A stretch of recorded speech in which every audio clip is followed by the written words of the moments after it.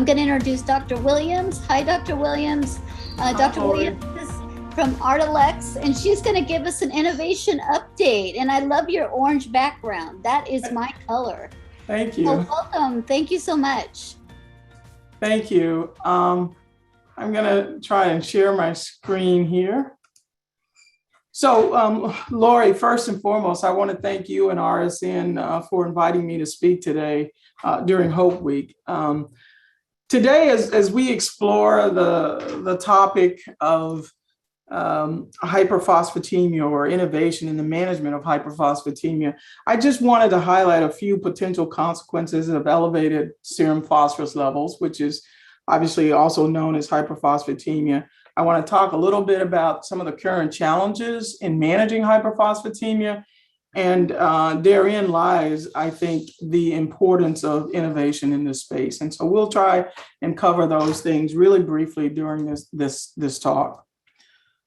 So first, I just wanted to provide a little background on the importance of phosphorus and how it's maintained. And I mean, some of this is it may be redundant for most of you, but I wanted to make sure that we were all working from the same background. So phosphorus is a mineral that's important for muscle and skeletal health.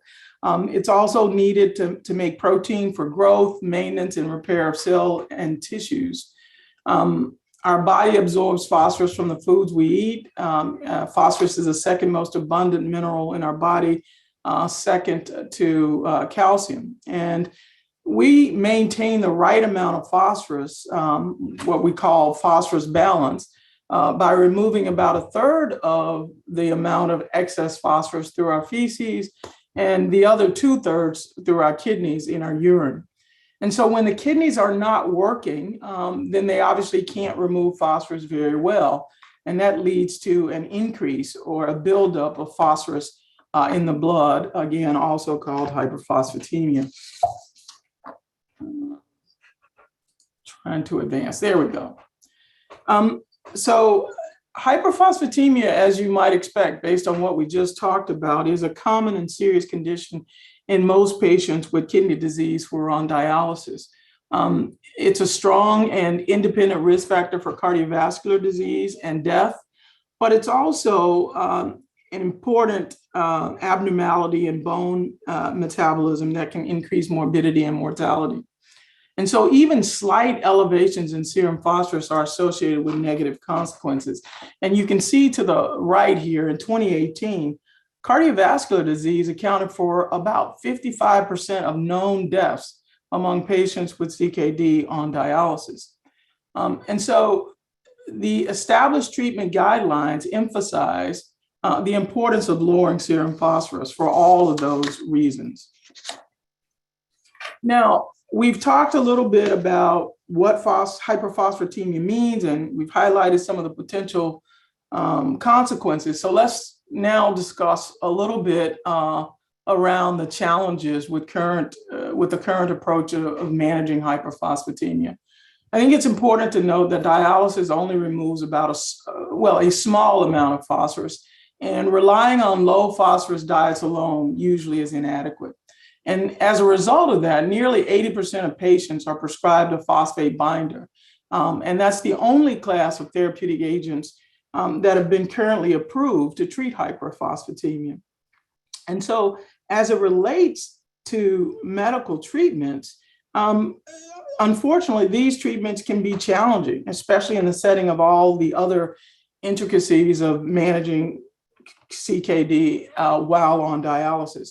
I mean, these pills are large and patients have to take several pills multiple times a day with every meal and or snack. And so despite best efforts with the current approaches, diet, dialysis, phosphate binders, many patients don't actually achieve or maintain a serum phosphorus level in the desired range. And you can see the figures at the bottom of this slide. In any given month, 42% of patients are actually unable to achieve their target phosphorus levels.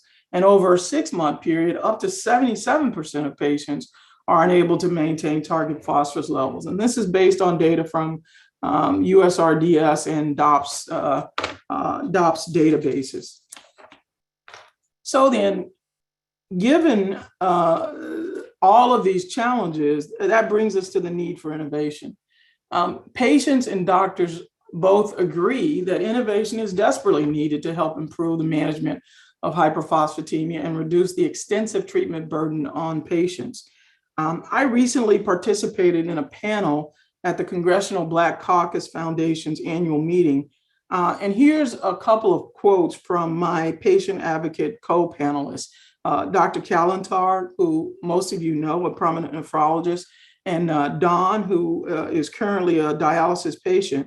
This is what they had to say about innovation. So Dr. Kalantar says, innovation and more treatment choices that work in different ways and that recognize the patient perspective are desperately needed in phosphorus management.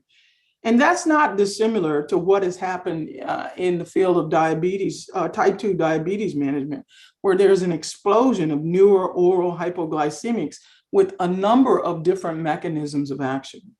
And then Don said, I have found phosphorus management to be one of the most challenging aspects of kidney disease. It is definitely an uphill battle. The burden of the treatment is so great that some patients just give up. And so that brings me to my final slide. And in summary, I think Thomas Edison put it best. There is a way to do it better. Find it. And he capped it with an exclamation point. And for me, that sense of urgency is reflected in the simple fact that the patients are waiting. Let's innovate. Thanks again, Lori, for having me. Really appreciate the opportunity to speak today.